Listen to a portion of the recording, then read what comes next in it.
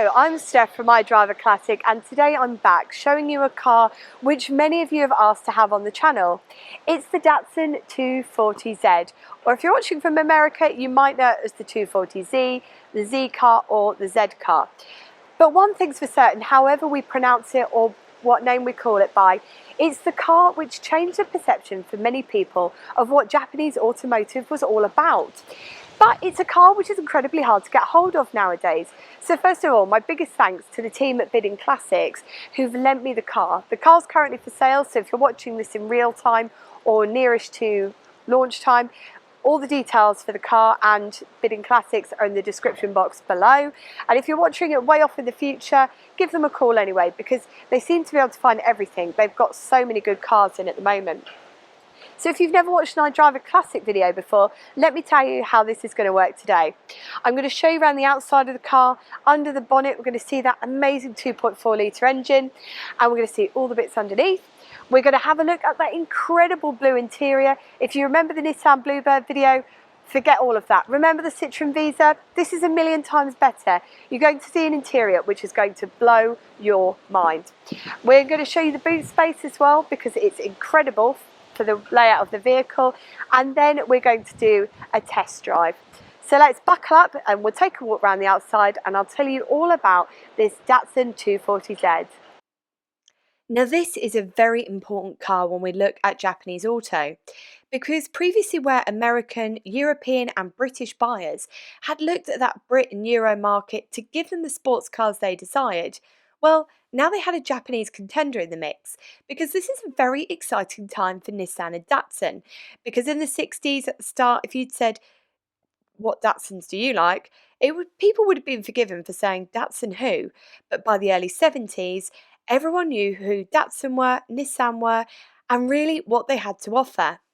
Now coming back to the car in front of us, the Datsun 240Z wasn't sold as just any old car. It was billed as a personal GT, not a sports car, and yet if you watch the American adverts of the time, they show rally drivers lauding the credentials that make it both a road and a race car. Things like the 2.4 litre overhead cam engine, the handling with fully independent rear suspension, and those disc brakes to front. I know it probably seems all very part and parcel of a normal car nowadays to have all those things, but at the time it was hugely aspirational and it was something to be excited about. The strapline that they went out with was Datsun from Nissan with pride, and I think the pride that the brand took in the car is evident. They created a car which was well built, took the styling credentials of other cars in its market and refined them all and combined it with brilliant power. Now, when I've gone back to do all the reading on this, I've read a lot of magazines from the time. A motorsport magazine, which came out I think in 1971 or 72, felt that it was destined for big things. And they said that really the person who'd be buying this, and this comes up in a few different tests at a time, is someone who's going for an MGB GT. And they felt it was good for someone who wanted the GT, but wanted to spend a bit more to enhance performance and prestige. Now, as we've come to expect from Japanese auto back then and now, the car was reliable and didn't really throw up all those silly errors and easily avoided mishaps that BL seemed to be putting out. And I say this as someone who always buys BL cars and just seems to keep fixing the problems. The car was front-engined unitary chassis with all independent suspension with McPherson struts to front and rear. That 2.4 straight 6 engine was paired with a 4 forward speed box in America, which is important because remember we are testing an American import, and it weighed in at just over a tonne unladen. In the late 60s, going back a bit further, Datsun as Nissan were known in the UK and America at the time. They'd been a brand, but they'd not been a big contender like we see Nissan today. I mean, you only have to step outside your front door to see a Nissan, especially in the UK. And I think it was only towards the late 60s that they came into Britain properly.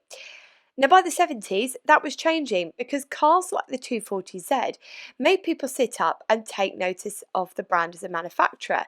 People went, hold on, that's really well priced. And I think in the UK, it wasn't as competitively priced. I think it came in at £2,300 or just over that.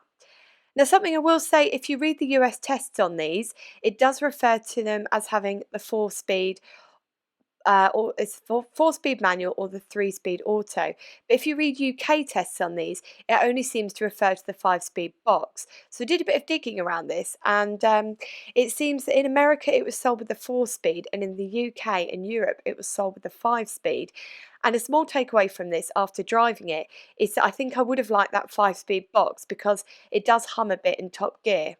So of course, with this being a US import, this is only the 4 forward speed car. The top speed is quoted at around 125 miles per hour in the 5-speed manual loaned by Datsun to Motorsport magazine in 1971. It did struggle to top 115 and it was vibrating quite badly.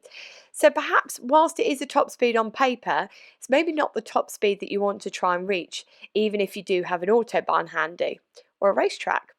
Now, the 240Z, whilst it changed hearts and minds on Japanese cars, and many people do say that this is the car that changed their opinion, it wasn't around all that long in this guise. It came to market in 1969 and it was replaced by the 260Z in 1973. It's still remembered very fondly, and despite only doing just over 20 miles per gallon, it's definitely the sports car that I'd want to keep out of all the cars I've tested. So I'm quite excited to show you it today because I've really loved this one. Now usually we do include a bit of an owner's segment, but we've borrowed this off Bidding Classics, so we won't be doing the owner's interview today, and we're skipping now straight to our interior walkthrough. When you come inside this Datsun, you start to see why the reviewers of the time said that it was really great value for money. Now, whilst you may heavily disagree with me, and that's fine because we all have our own opinion, the interior on this is almost a time capsule from that 70s styling.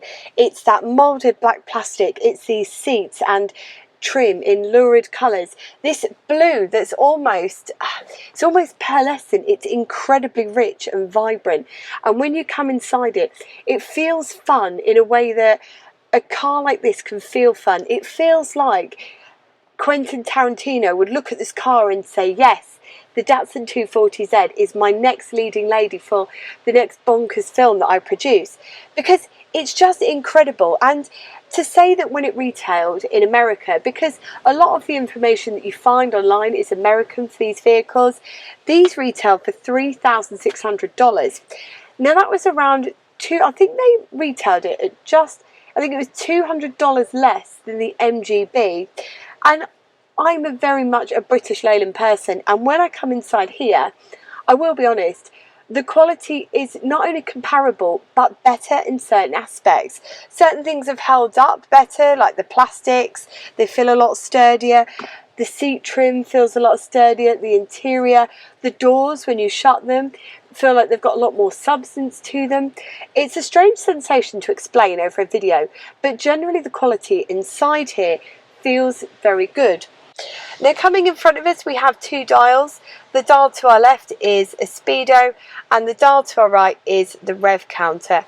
Because remember, whilst this wasn't sold as a sports car, it was sold as a personal GT, it was coming up against that sports car market. So some of the stylings that you'll see inside here, can feel very similar to some of the competitors. So when I talk about competitors, they were looking at the MGB GT, they were looking at some of the European sports cars. I believe that the Porsche 914 was a car which they hoped to take market share from. So when you look at this and you look at some of the competitors, you do start to see some similarities. Now, coming down from those two dials, in the centre of the steering wheel there, you've just got the simple Datsun styling, and you've got two stalks. So over in your left hand side, you've got your indicators, and on the right you've got your lights and you've got your wipers. Now, coming into the centre here, again, it's all wonderfully simplistic. You've got three dials. So you've got your temperature and oil, you've got your ammeter, and you've got your fuel gauge, and over to the far right there, you've got your clock. Now, coming down into the centre, it's still very 70s in that you get your moulded black plastic with your chrome trim, but this is your heater. So your heater has got a few speeds on there, you've got the directional, and you've got this rather, if I'm honest, useless interior light. It doesn't light up much, and that's the one thing that immediately jumps out at me that could be improved, because I don't know about you, but especially on some of these dark evenings, that interior light can sometimes be a godsend when you're looking for your house keys. Coming down from there, we've got the original radio, but that is not what's in use in this anymore, because as I flip up this ashtray, you'll see that a previous owner has cleverly inserted a little Alpine radio. But it's very attractive and it's very neatly fitted, because something I particularly hate, and I don't know about you at home, is when people take out an original dash function like this and just plonk in a CD player, and it feels so short-sighted. Whereas this, you could put the original ashtray fitment back in there, or you could keep that as is. Coming down from there, you'll see that we are on manual transmission. It's at a 4-speed. This zany little pull here, that should choke. And we've got a couple of what I believe to be charging cables just here. And that is pretty much everything that you've got inside this car in a nutshell. All delightfully simple. Something that is really nice about this is that it hasn't been ravaged by decades past, and it isn't falling apart. It's very well together. It's not been heavily modified. So we're going to get, by and large, the true 240Z experience today. We've also got a glove box as well. Fair sized, can fit everything you need inside there. And that's everything really. Now you will notice, of course, with this being a personal GT and not a sports car, we have only got the 2 seats. But as I flip the camera around, you'll see that actually you've got a fair whack of space. You might have seen that anywhere when we were doing the walk around, but I just wanted to reiterate there that you have got an awful lot of space. You could fit your shopping in there, you could fit all your luggage for a weekend away. In fact, it's a very usable car. I've also got one thing to show you actually. We do have one more interior light just up here, but again, it's not really where you need it to be. You need something up here. But for a car made in 1971, if that's my one criticism of the interior, I don't think we're getting on too badly. Now, one thing that we do in every iDriver Classic video is we start the car up for you to have a listen. So I'm going to start the car up now, and then I'll start it from the inside and I'll run it from the back as well. I just want to apologise actually if you keep seeing leaves blow into shot. This is because we're filming in autumn and it's probably one of the windiest days of the year, and there are just leaves everywhere, so apologies if you keep spotting them in shots. We keep chucking them back out the car and they keep coming back in. Anyway, let's get this car started up. Now, if you remember when we were looking round under the bonnet and I was talking to you about stuff, I said that it's a 2.4 lamp under the bonnet. Now, if you're wondering how that performed compared to something similarly priced in the same sort of buyer's market, the MGB, the 0 to 60 on this was reportedly 7.8 seconds and the MGB was 11.8 seconds. So it's a big difference, and hopefully we'll be able to demonstrate some of that when we're on the road today. But first of all, let's get us started up.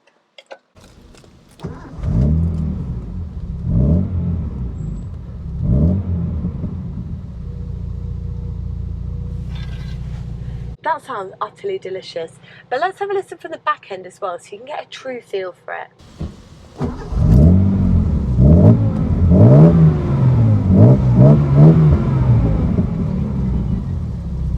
We're now going to take her out for a drive. Remember, she is a left hooker, so it's a little bit different for me. So if you see me being quite hesitant, it's just me getting used to the controls. I'm not taking her for a drive yet. You're seeing it in complete real time. So please excuse any bloopers.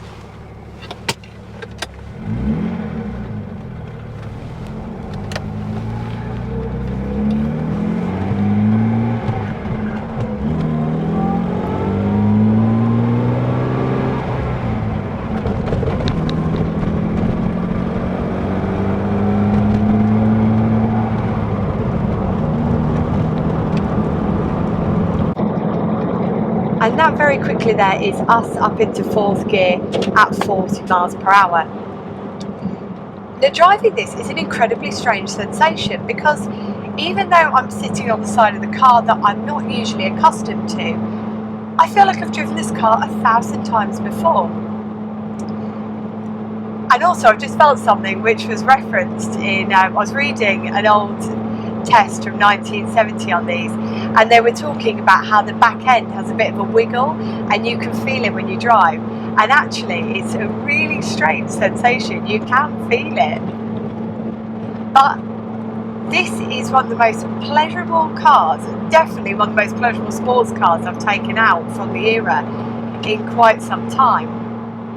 Now I know I keep harking on about the MGB, and I know that some people are going to almost take umbrage with it, but I want to talk about it in correct terms for the era. Car which it came up against on, on a buyer's wish list, and also a car which I think a lot of us have driven and we can relate to. So first of all, when you come to change gear in this, it is a lot smoother and a lot simpler. I do miss that overdrive that I had on the MGB GT that I took out when I took Kebs out, although that was an optional extra for the time.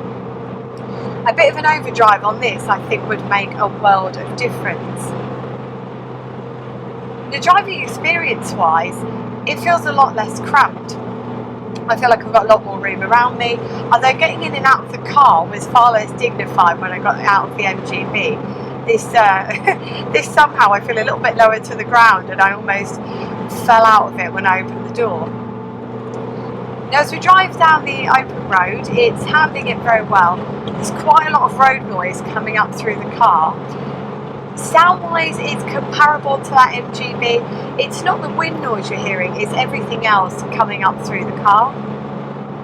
I also meant to say to you, if you're watching this and you're wondering why I'm not wearing a seatbelt, it is a lap belt on this, so it probably looks a little bit deceptive that you're not seeing that usual 3-point belt come across that you might expect to see.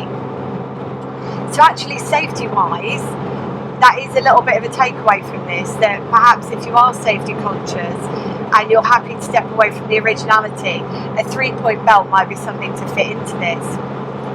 Now as you come down the road and you pick up the speed, you start to feel that wiggle in the car that they talk about on test more and more. It becomes more and more pronounced, but it doesn't take away from the driving experience. Now I'm quite pleased that we're taking this out on a dry day, because allegedly when you take these out in the wet, you do feel it somewhat, and it can start to feel slightly dangerous, and it can impede your braking power as well. So even though we've got those grey skies ahead of us, I'm hoping that it does stay dry for the rest of the test.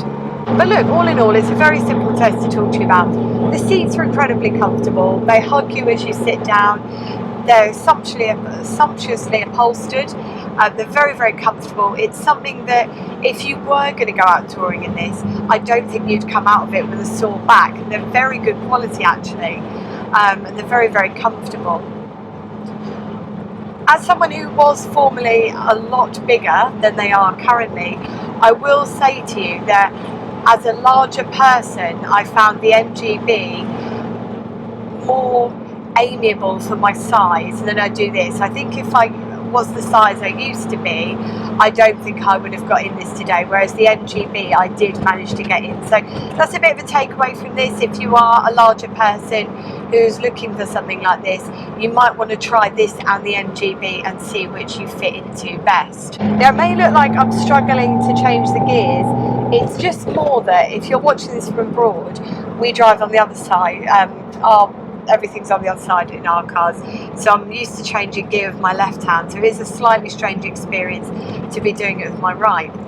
But those transmission changes are a lot smoother in this than other stuff of the era, really are. Now I think when I read the notes on this, I don't think the mileage is completely quantifiable, but part of that will be because this is a Californian import, hence probably why it looks so tidy.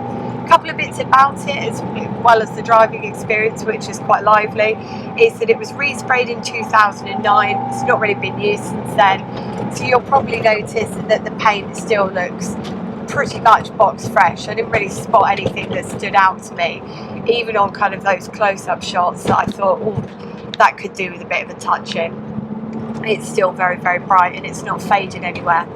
Now I wonder if perhaps that mileage is about right, because everything about this car says low mileage. From the driving experience, you can always tell when you're getting a low mileage car, through to the quality of the upholstery, the fact that nothing feels really ragged about.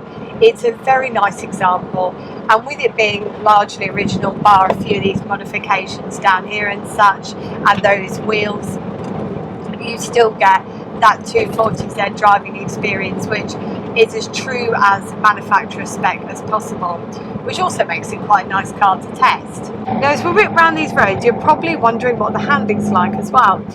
Now, the handling is very light. It's that really nice combination where you can really feel like you've got a grip of the road ahead of you and you're not having to use too much brute force. So as you see, as I come around these corners here, I'm not really having to turn the wheel that much. And as you put your foot down, you've got plenty of get up and go to be tackling those hills. But as I said, I just wish we had that overdrive. So all in all, if you think back to the time, it was £3,600. I think at base it was just over $3,500. I keep saying pounds, I mean dollars. It was just over $3,500. It was, I believe, cheaper than the MGB. The quality and finish on it is absolutely fantastic. And if you're watching this in the UK and you're slightly worried about maybe some of those parts and bits and pieces, there is a very nice car club called the Z Register, who actually I met incidentally at Silverstone Classic, and they were all incredibly friendly. So if you were to buy this and you were worried about maybe keeping it on the road or finding parts, or you maybe just wanted a few friendly people to talk to, there is that support in the UK as well. You don't need to be looking to Japan or America. Now that's today's test all sorted. It's been a thoroughly pleasurable car to take out. I've really enjoyed it and it's taken me by surprise. I wasn't really sure what to expect, but I now see why so many people previously had maybe not thought, oh, Japanese is a country, Japanese manufacturing isn't something I'm looking for in my automotive, but how this car changed it, because it packs everything you need into, dare I say it, a sports car, and it does it all with relative ease. It's a lovely drive, it's a lovely car, and it stood up well to the test of time. We give it a good 8 out of 10.